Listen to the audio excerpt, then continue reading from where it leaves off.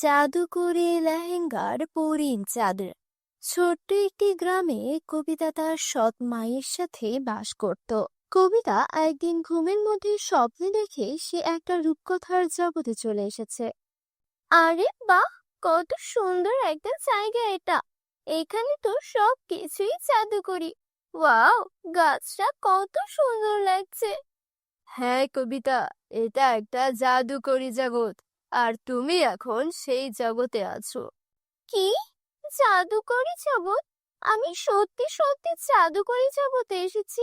সঙ্গীতা একটু সামনে এগিয়ে যায় আর দেখতে পায় এক অসাধারণ সুন্দর লেহেঙ্গার কাজ। আরে বাহ, এটা তো জাদুকরি লেহেঙ্গার কাজ। আমার তো পরার মতো কোনো কাপড়ও নেই। এখনই এই গাছ থেকে সুন্দর কিছু লেহেঙ্গা তুলে নিই। আরে, এটা কি? এটা ছিঁড়ছে না কেন? নিচে নেমে আয়।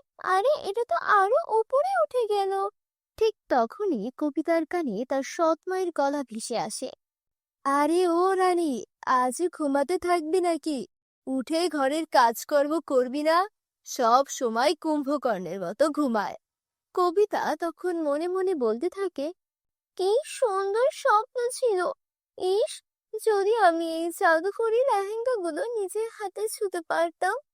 উঠবি না, নাকি এভাবেই পাগলের মতো হাসতে থাকবি? গতকালের মার খেয়েও ভুলে গেছিস নাকি? না মা, যাচ্ছি এখনই। এই বলে কবিতা কাজে লেগে যায়। ঠিক তখনই তার সৎ বোন অনন্যা ঘুম থেকে ওঠে। আরে, 10টা বেজে গেছে। আজ আমাকে শপিং এ যেতে হবে। তাড়াতাড়ি গোসল করে আসি। তারপর অনন্যা একটা ড্রেস নিয়ে কবিতাকে বলে, শোন কাজের মেয়ে, আমার এই ড্রেসটা ভালো করে আয়রন করে দে। আমি গোসল করতে চাচ্ছি। ভালো করে করবি, না হলে মাকে বলে আবার তোকে মার খাওয়াবো। এই বলে অনন্যা গোসল করতে চলে যায়। কবিতা তাড়াতাড়ি অনন্যার ড্রেস আয়রন করতে শুরু করে। আরে বাহ, অনন্যা, এই ড্রেসটা কত সুন্দর! এই ড্রেসটা পরে একেবারে পরীদের মতো লাগবে অনন্যাকে। ইস, আমি যদি এমন একটা সুন্দর ড্রেস পরতে পারতাম। তখনই সেখানে অনন্যা চলে আসে আর বলে, তোর কানে কিছু ঢুকছে না নাকি? কবে থেকে তোর কাছে এই ড্রেসটা চাইছি। আরে হ্যাঁ অনন্যা, এই নাও তোমার ড্রেস। আরে, তুই এটা কি করেছিস? তুই আমার সবচেয়ে প্রিয় ড্রেসটা এভাবে পরিয়ে ফেলেছিস। আমি তোকে ছাড়বো না। মা, ও মা, দেখো না, এই কবিতা কি করেছে। আরে কি হয়েছে? আবার কি করলো এই অভাগিনী? মা, দেখো না, ও আমার সবচেয়ে দামি ড্রেসটা পরিয়ে দিয়েছে। কি রে অভাগিনী, আমার মেয়ের ড্রেসটা পরিয়ে দিয়েছিস কেন? মা, আমার কিছু জানা নেই।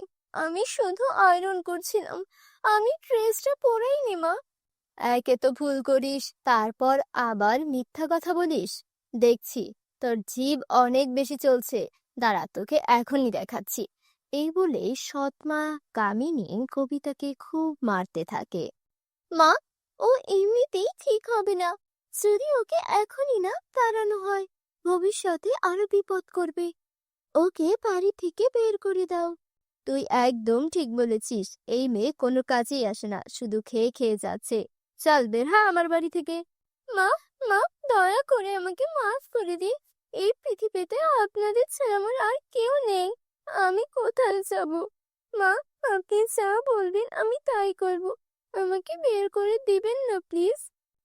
মা, ওর কথায় বিশ্বাস করো না, না হলে আবারও এই ভুল করবে। ঠিক আছে, আমি তোকে এক শর্তে এই বাড়িতে থাকতে দেব। তুই বাইরে গিয়ে কাজ করবি, আর নিজের উপার্জনের টাকায় আমার মেয়ের জন্য একদম সেই রকম ড্রেস কিনে আনবি।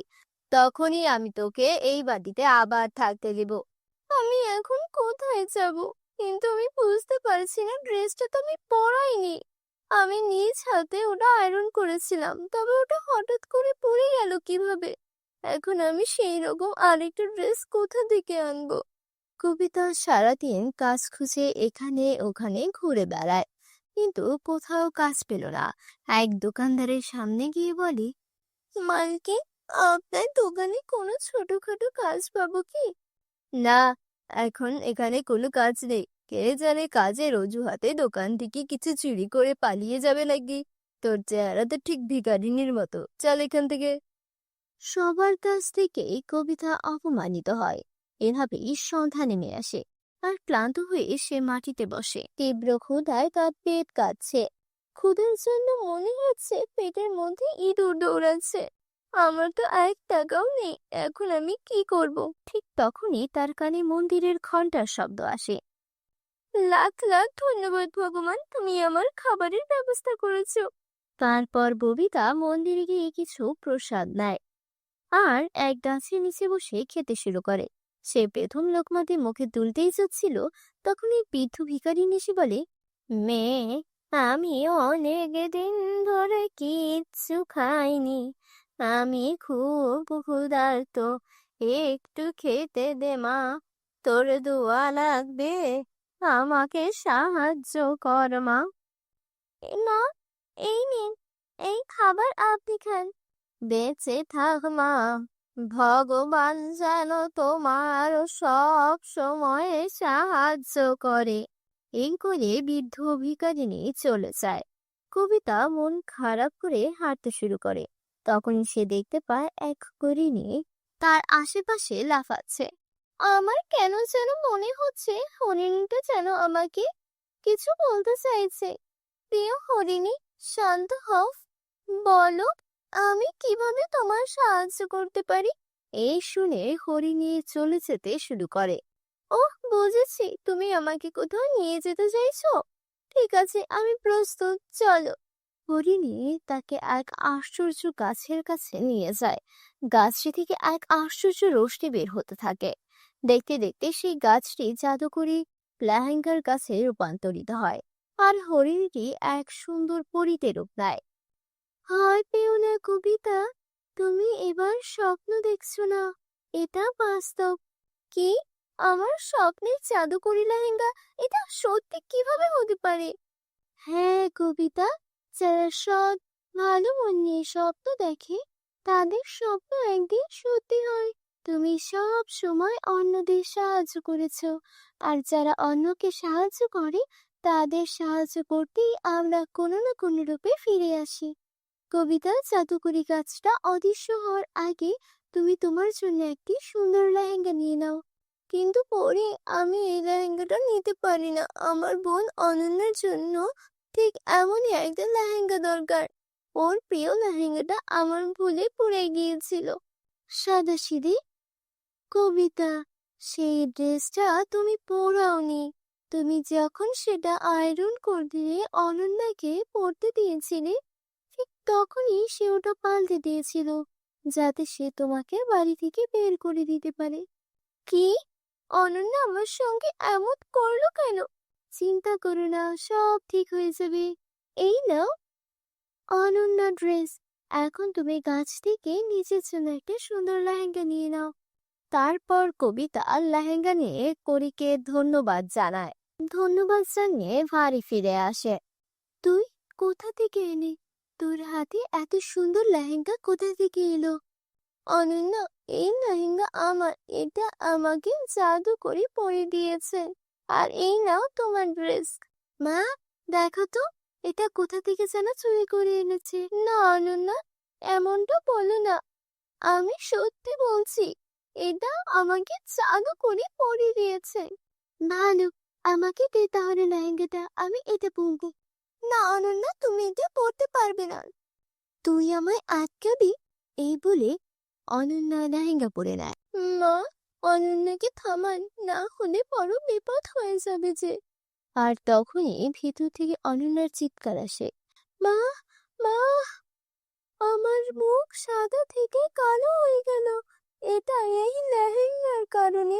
এখন এটা আমার শরীর থেকেও সরছে না, মা কিছু করো। কি রে অভাগিনী, তুই লেহেঙ্গায় কি জাদু টোনা করে এনেছিস যে আমার মেয়ের এই দশা? মা, আমি আগেই বলেছিলাম এই লেহেঙ্গা শুধু আমার জন্য। এখন শুধু জাদুকরি গাছই এই উত্তর দিতে পারবে। চলো আমার সঙ্গে। তারা সবাই সেই গাছের কাছে যায়। পরি বলে, এটা তোমার মেয়ের কর্মফলের ফল। লোভী ও মিথ্যাবাদীদের এই পরিণতি হয়। তোমরা মা মেয়ে মিলে কবিতার উপর অনেক অত্যাচার করেছ, এটা তারই শাস্তি। জাদুকরি গাছ, দয়া করে এদের ক্ষমা করে দিন। ও আমার মা, ও আমার বোন।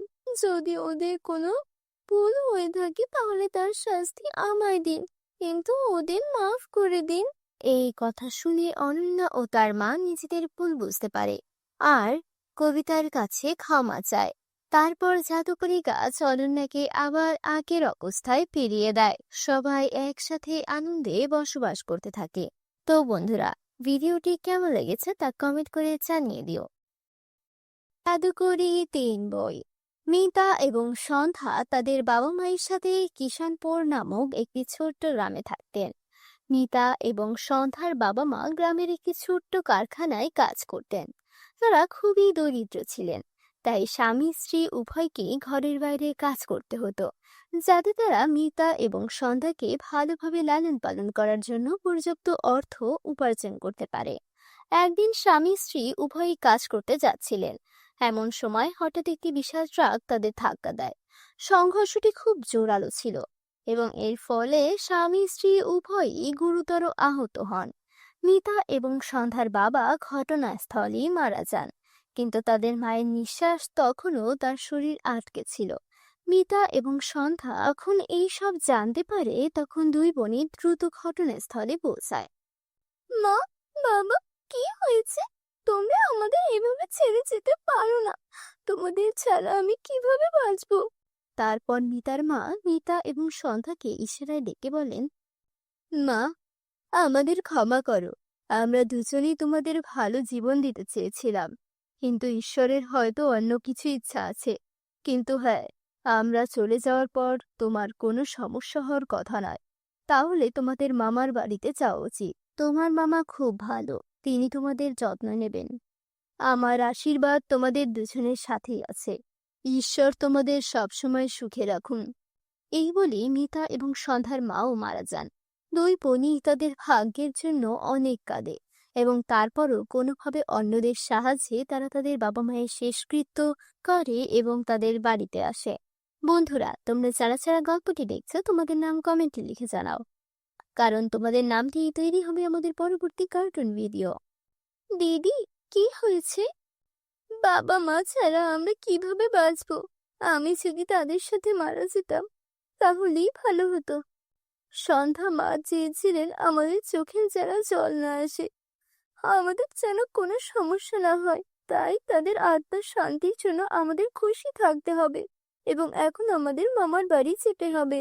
এরপরেই দুজনেই তাদের জিনিসপত্র একটি ব্যাগে ভরে তাদের মামার বাড়ি চলে যায়। দুই বোনই তাদের মামার বাড়ি যাচ্ছিল। পথে তারা বিভিন্ন রঙের 3টি বই দেখতে পায়। একটি বই সবুজ, একটি নীল এবং একটি লাল। 3টি বই খুব নতুন এবং সুন্দর দেখাচ্ছিল। দিদি, এই দেখো, এই 3টি বই রাস্তায় এভাবে পড়ে আছে। মনে হচ্ছে কেউ এখানে রেখে গেছে। যাই হোক, এই বইগুলো দেখতে খুবই ব্র্যান্ডেড। তাদের দাম নিশ্চয়ই খুব বেশি, তাই না? হ্যাঁ, তুমি একেবারে ঠিক বলেছো। 3টি বই খুব নতুন এবং ব্র্যান্ডেড দেখাচ্ছে। আমি জানি না এগুলি কার, কে এখানে এগুলো রেখে গেছে। দিদি, এখানে কেউ দেখা যাচ্ছে না। আমরা এই 3টি বই আমাদের ব্যাগে রাখি। না সন্ধ্যা, এটা করা পাপ। কিন্তু হ্যাঁ, তুমিও ঠিক বলেছো। যদি এই বইগুলো এখানে এভাবে পড়ে থাকে তাহলে কোনো চোর এখান থেকে অবশ্যই চুরি করে নিয়ে যাবে। আমরা এগুলো আমাদের সাথে নিয়ে যাচ্ছি। কে জানে, তাদের মালিক হয়তো এগুলো খুঁজে পেয়েছে।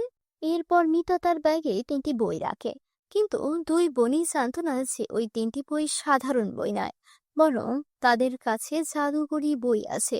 কিছুক্ষণের মধ্যেই দুই বোনই তাদের মামার বাড়িতে পৌঁছে যায়। তাদের মামার কাছে সবকিছু খুলে বলে। তার বোনের মৃত্যুর সংবাদ শুনে তার মামার খুবই খারাপ লাগে। সে খুব কাঁদে।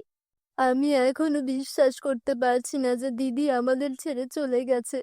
কিন্তু তোমরা দুজনেই চিন্তা করো না, দিদি আমাকে তোমাদের দায়িত্ব দিয়েছে। আমি তোমাদের দুজনেরই ভালো যত্ন নেব।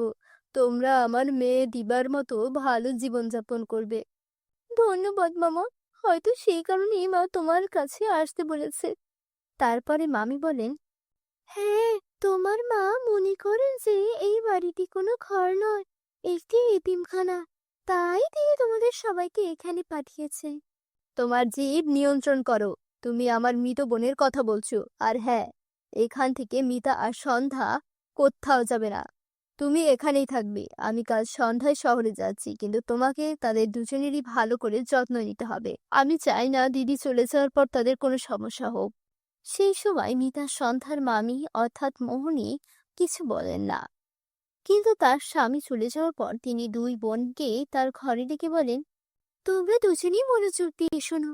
এটা কোনো এতিমখানা নয় যেখানে তোমরা মাথা উঁচু করে এসেছো। এখানে থাকতে চাইলে তোমাদের কাজ করতে হবে। তোমাদের দুই বোনকে সকালের নাস্তা থেকে শুরু করে রাতের খাবার, কাপড়, বাসনপত্র এবং ঘর পরিষ্কার পরিচ্ছন্নতা পর্যন্ত ঘরের সমস্ত কাজ করতে হবে। তোমাদের দুই বোনকে রান্নাঘরের দেখাশোনা করতে হবে। মিতা রান্না করবে আর ঘর পরিষ্কার করবে তোমার ছোট বোন। চিন্তা করো না মামি, আমি একাই সব কাজ করতে পারবো। সন্ধ্যা এখনো ছোট, সে এত কাজ করতে পারবে না। সে ঘরের কাজকর্মও জানে না। সে খাবার খেতে জানে, ঠিক যেভাবে খায় সেও একইভাবে কাজ করবে। তার মামার স্বভাব থেকে দুই বোনই ভেবেছিল যে তারা ভালোভাবে জীবনযাপন করতে পারবে, কিন্তু যা হয় তার ঠিক বিপরীত। দুই বোনই সারের মতো কাজ শুরু করে। দিন শেষ হয় কিন্তু দুই বোনের কাজ শেষ হয় না। কাজ করার সময় সন্ধ্যার হাতে ফোসকা পড়ে। দিদি, দেখো না আমার হাতে ফোসকা পড়েছে। চলো এখান থেকে চলে যাই দিদি, চলো ফিরে যাই। আমরা আমাদের বাড়িতে থাকবো। সন্ধ্যা, এই বাড়িটা আমাদের নয়। এই বাড়িটা ভাড়া বাড়ি। ওই বাড়িতে থাকতে হলে আমাদের ভাড়া দিতে হবে, যা আমাদের নেই। তাই বাধ্য হয়ে এখানেই থাকতে হবে। সারাদিন কাজ করার পর দুই বোনই ক্লান্ত হয়ে তাদের ঘরে যায়। সেখানে মিতা সন্ধ্যাকে বসিয়ে মোহিনীর কাছে খাবার আনতে আসে। মামি, তুমি বলেছিলে সারাদিন কাজ করার পর তুমি আমাদের খাবার দেবে। আমরা দুজনেই খুব ক্ষুধার্ত, আমরা দুজনেই সকাল থেকে কিচ্ছু খাইনি। দয়া করে আমাদের খাবার দাও। এখানে অপেক্ষা কর, আমি এখনই এনে দিচ্ছি। এই বলে মোহিনী রান্নাঘরে যায় আর 2 দিনের পুরনো বাসি রুটি এবং একটি পেঁয়াজ নিয়ে আসে এবং দুই বোনের হাতে তুলে দেয়। মামি, এটা কি? তুমি কি দেখতে পাচ্ছ না? এটা খাবার। কিন্তু মামি, এটা তো বাসি রুটি আর পেঁয়াজ।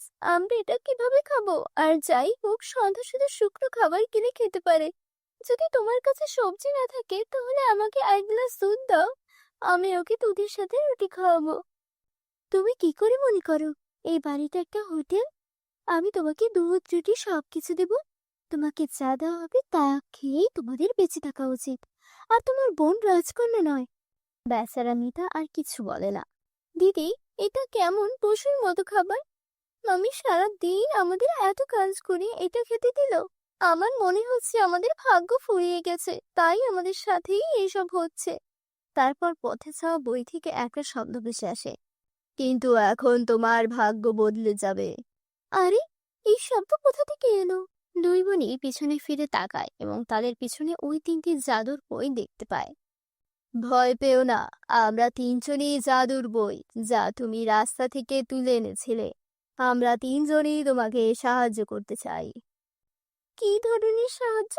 আমরা 3জনই জাদুর বই এবং আমাদের 3জনেরই আলাদা আলাদা ক্ষমতা আছে। যদি তুমি নীল বইটি খুঁজে পাও, যদি তুমি যে কোনো খাবার স্পর্শ করো এবং এটি সম্পর্কে চিন্তা করো, তাহলে তুমি সেই খাবার পাবে। যদি তুমি সবুজ বইটি স্পর্শ করো এবং যে কোনো পরিমাণ সম্পর্কে চিন্তা করো, তাহলে তুমি সেই পরিমাণ পাবে। আর যদি তুমি আমাকে স্পর্শ করো, তুমি যাই ভাবো তাই বিপরীত ঘটবে। তাই তোমাকে আমাকে সাবধানে ব্যবহার করতে হবে। এই সব শুনে উভয় বোনই খুব খুশি হয় এবং ওই 3টি জাদুর বইকে ধন্যবাদ জানায় এবং পেট ভরে খায়। পরের দিন সকালে দুই বোন মোহিনীর কাছে গিয়ে বলে, মামি, আমরা দুই বোনই এখান থেকে চলে যাওয়ার কথা ভেবেছি। আমরা দু বোনই আর তোমার উপর বোঝা হতে চাই না। ভালোই হয়েছে, তাড়াতাড়ি এই বাড়ি ছেড়ে চলে যাও।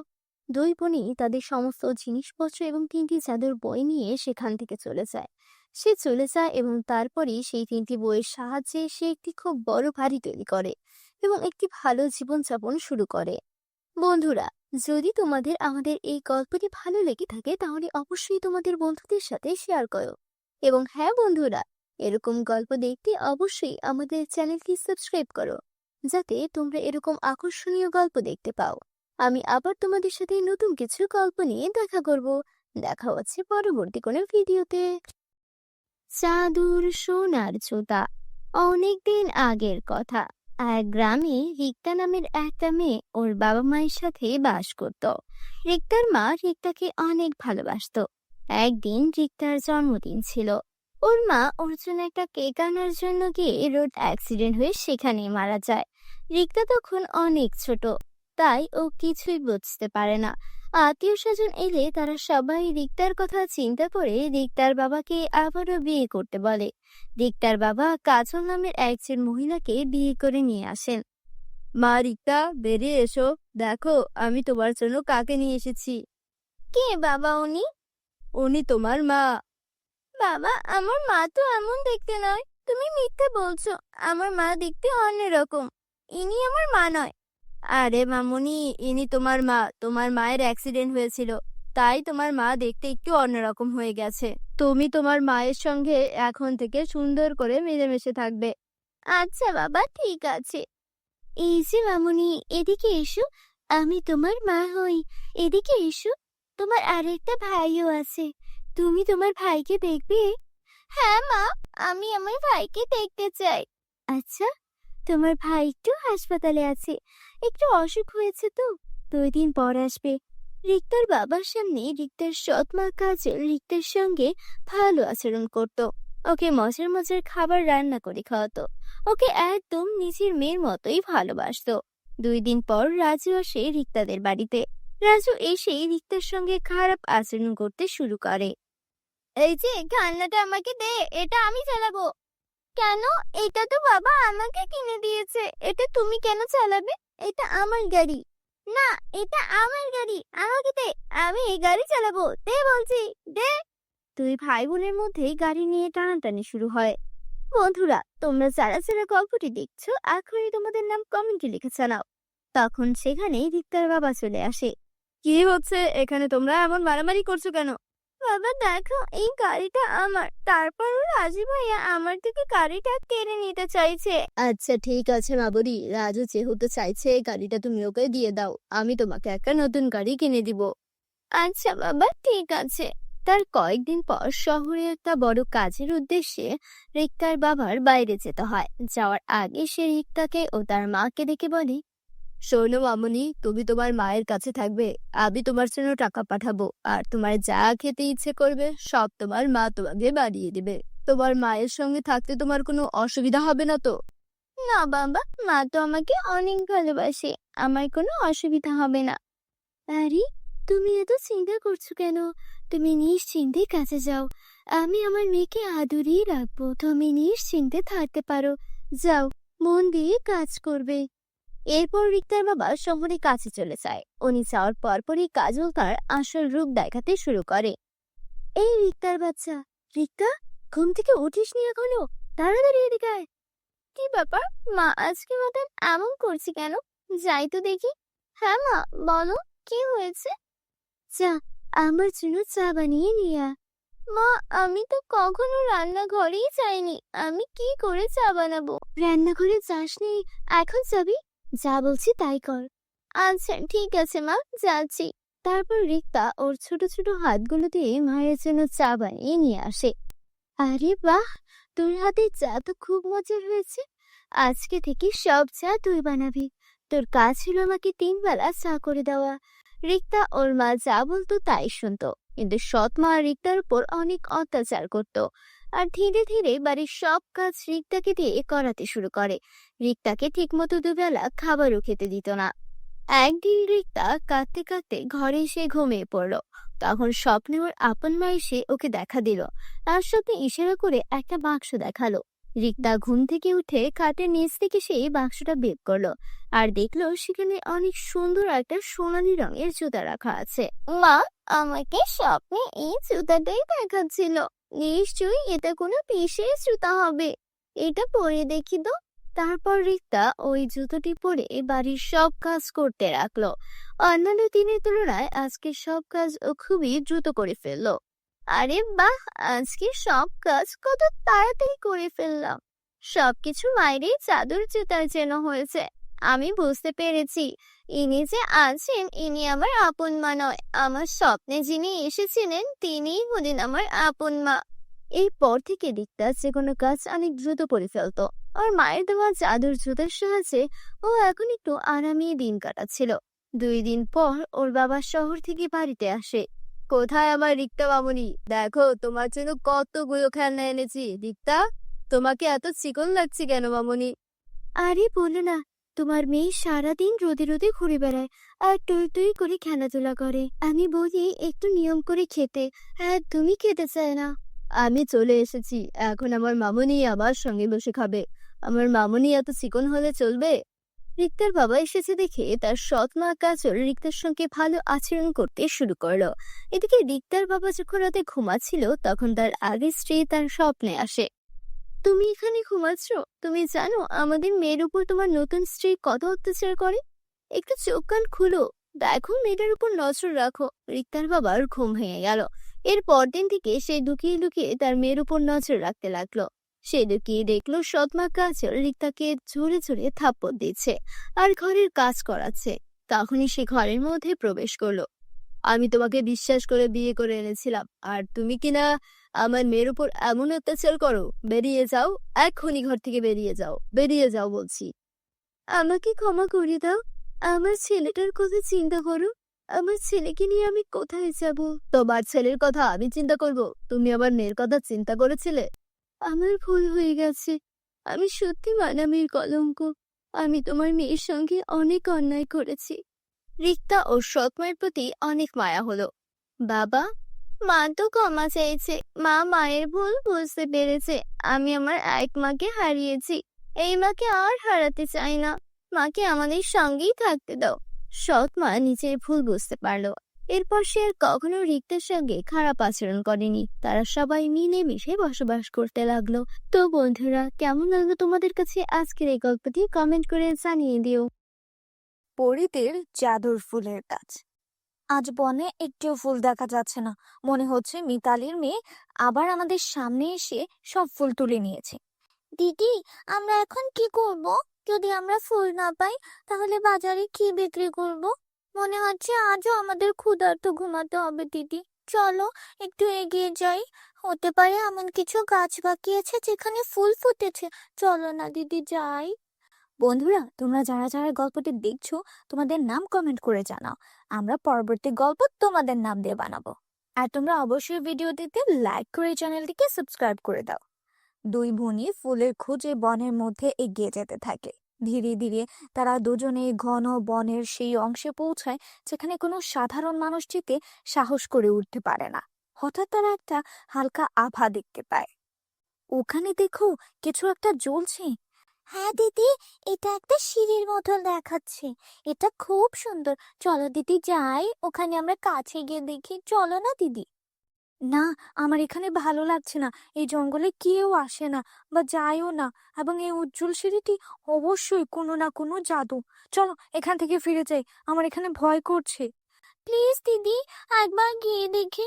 আমরা তো কিছু করব না, আমরা শুধু দেখবো এবং ফিরে আসবো। প্লিজ দিদি, প্লিজ রাজি হও, প্লিজ যাই না ওখানে। অবশেষে রিমা রাজি হয় এবং দুই বোন ধীরে ধীরে উজ্জ্বল সিঁড়ির দিকে এগিয়ে যায়।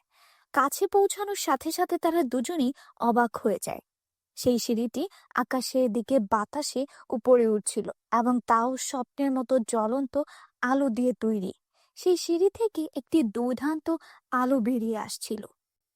এটা সত্যি আকাশে উপরে উঠছে, কিন্তু এটি কোথায় যাচ্ছে? তারা দুজনেই এই কথা ভাবছিল। হঠাৎ তাদের কানে পায়েলের শব্দ প্রতিধ্বনিত হয়। মনে হচ্ছে কেউ আসছে, তাড়াতাড়ি এসো।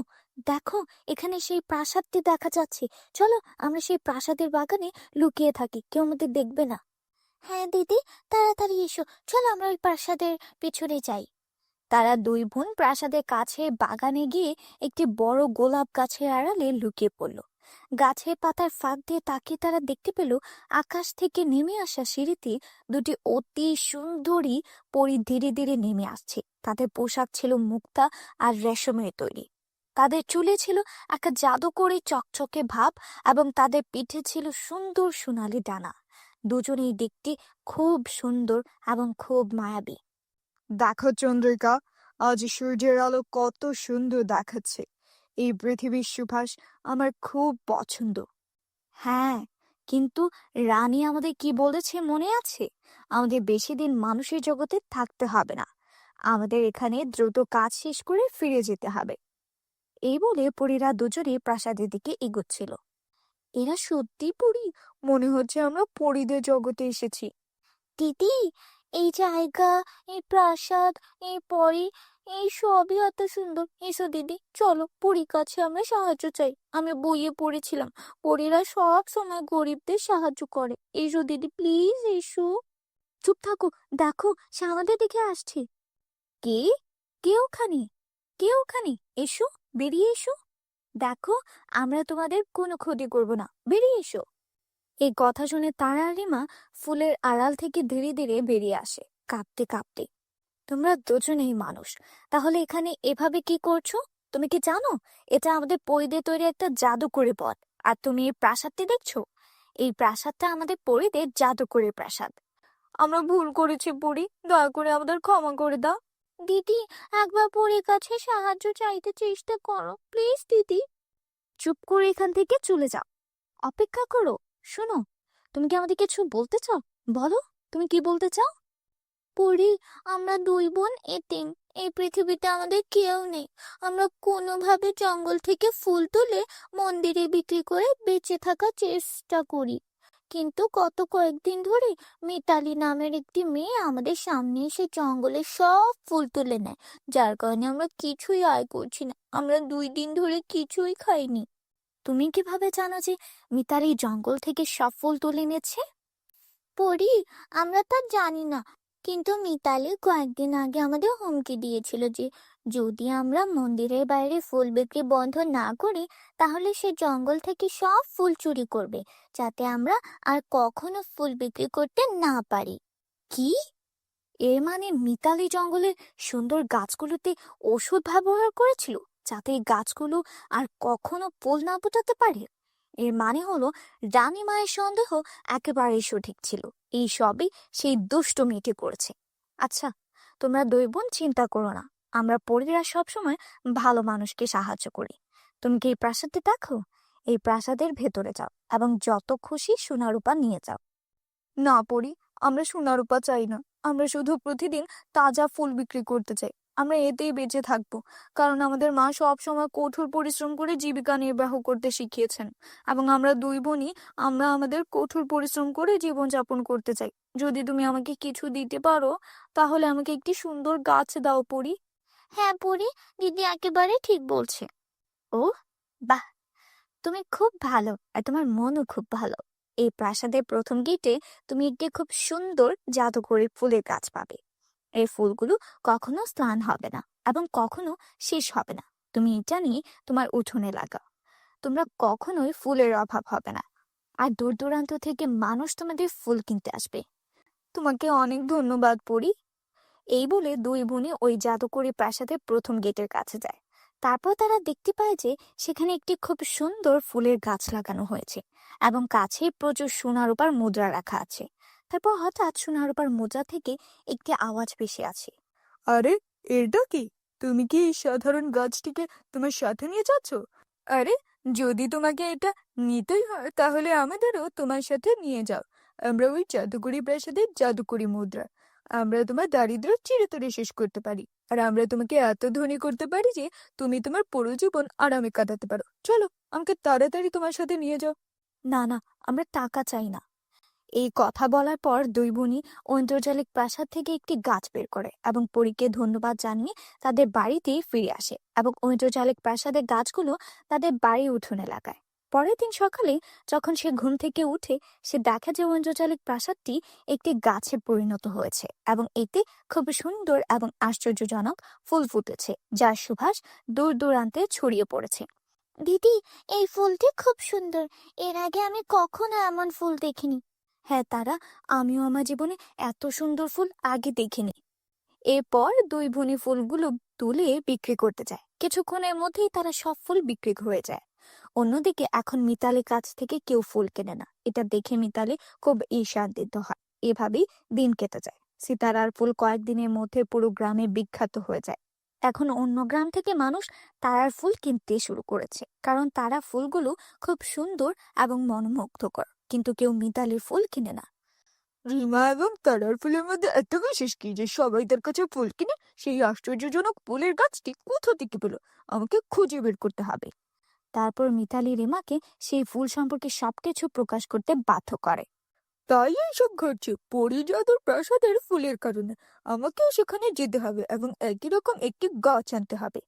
এই ভেবে মিতালি ও পরিজগতে নির্মিত জাদুর প্রাসাদে পৌঁছে যায় এবং সে সরাসরি জাদুর প্রাসাদে প্রবেশ করে। বাহ! সেই বুকারিমা বলেছিল যে আমি এখানে একটি ফুলের গাছ পাবো, কিন্তু এখানে প্রচুর সোনা এবং রূপা আছে। আমি এখান থেকে সমস্ত সোনা এবং রূপা নিব এবং এই পৃথিবীর সবচেয়ে ধনী ব্যক্তি হয়ে উঠবো। কেউ এখানে আসার আগে আমি দ্রুত সমস্ত সোনা এবং রূপা সংগ্রহ করে চলে যাই, কেউ দেখবে না। এরপর মিতালি সব সোনা রূপা একটা বস্তায় ভরে সেখান থেকে চলে যাওয়ার জন্য প্রস্তুত হয়। ঠিক তখনই সেই দুটি জাদুকরি পরী সেখানে চলে আসে এবং পরীরা বলতে থাকে, তাহলে তুমি সেই দুষ্ট ব্যক্তি যে তার ঈর্ষা এবং হিংসার বশে এই বনের নিষ্পাপ ফুলের উপর রাসায়নিক ঢেলে দিয়েছিলে, যাতে সেগুলোতে আর ফুল না ফুটে কোনোদিনও, তাই না? তুমি সেই ব্যক্তি না? এবং এখন তুমি আমাদের অনুমতি ছাড়াই আমাদের জাদুকরি প্রাসাদে প্রবেশ করেছো এবং প্রাসাদ থেকে সোনা রূপা নিচ্ছ। এই জন্য তোমাকে অনেক বড় শাস্তি দেওয়া হবে। সেই শাস্তি তোমাকে মাথা পেতে নিতে হবে। এই বলে পরি মিতালিকে বানরে পরিণত করে। এটাই তোমার কৃতকর্মের শাস্তি। এখন থেকে তুমি পুরো 1 মাস ধরে এই বনে বানরের মতো এখানে সেখানে ইচ্ছা মতো ঘুরে বেড়াবে। এটাই তোমার সমস্ত রূপের শাস্তি। তোমাকে এই শাস্তি ভোগ করতেই হবে। তবেই তুমি বুঝতে পারবে বিনা কারণে কাউকে কষ্ট দেওয়ার শাস্তি কি। মানুষকে কষ্ট দেওয়ার ফল তুমি এই শাস্তির মাধ্যমে টের পাবে। বন্ধুরা, তোমরা যারা যারা এখনো চ্যানেলটিকে সাবস্ক্রাইব করোনি, প্লিজ আমাদের এই চ্যানেলটিকে সাবস্ক্রাইব করে নাও। আর অবশ্যই ভিডিওটি ভালো লাগলে লাইক এবং কমেন্ট করো।